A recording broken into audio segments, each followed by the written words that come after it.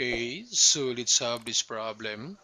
So for this horizontal motion under kinematics, then from this given, so a truck is traveling at 25 meters per second, then when the brakes are applied, it comes to stop after 20 seconds, then find the acceleration and the distance traveled after the brakes are applied.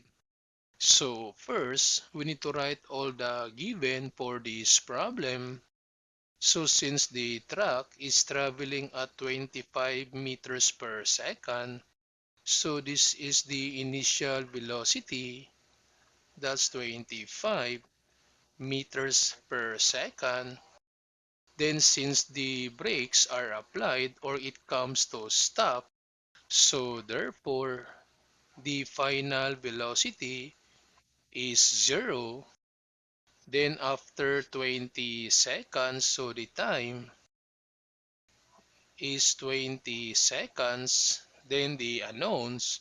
So we have the acceleration and the distance traveled after the brakes are applied. So these are the unknown. And to solve for this problem, so using these formulas, so first to solve for this acceleration, using this formula, the final velocity equals the initial velocity plus the acceleration times the time, because from this given, final velocity is given, initial velocity is given, and time is also given. So therefore, we can solve for the acceleration. So we have final velocity equals the initial velocity plus the acceleration times the time, and the final velocity is 0 equals the initial velocity is 25 meters per second, then plus the acceleration is the unknown, then times the time, that's 20 seconds. Then to solve for the acceleration, so transpose this 25 to the other side. So this becomes negative 25 meters per second, then equals the acceleration times 20 seconds. Then divide both sides by 20 seconds. Divide by 20 seconds, cancel. So we have the acceleration equals, so this negative 25 divided by 20. So we have negative 25 divided by 20 equals, that's 1.25.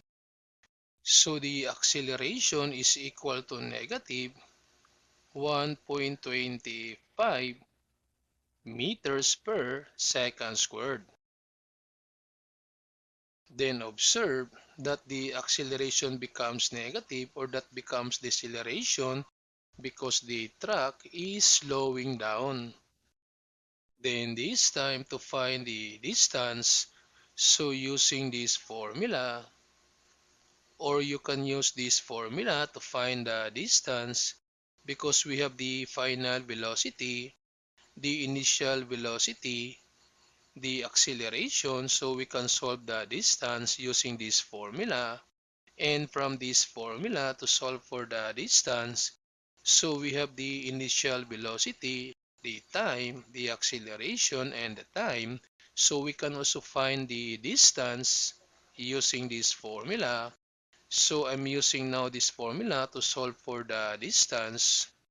So we have the distance equals the initial velocity times the time plus 1/2 of the acceleration times the time squared. So distance equals the initial velocity is 25 meters per second times the time is 20 seconds, then plus 1/2 of the acceleration. So acceleration is negative 1.25 meters per second squared, then times the time. So time is 20 seconds to the power 2. Then to simplify, so we have distance equals this 25 times 20. So we have 25 times 20 equals that's 500.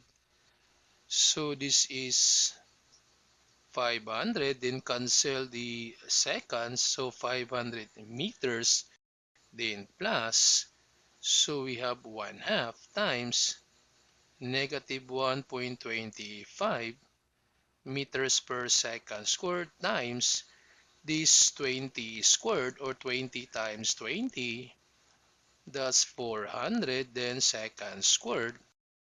Then we have now distance equals 500 meters, then plus, so this 1 half times 1.25 times 100, and take note that we can cancel now this second squared, so we have negative 1.25, then times 400 equals, then times 1 half, or divide by 2, so this 1 over 2, or divide by 2, so equals, that's negative 250, so plus negative 250, so therefore the distance traveled equals, so this 500 minus 250 meters, so the distance traveled is equal to positive 250 meters.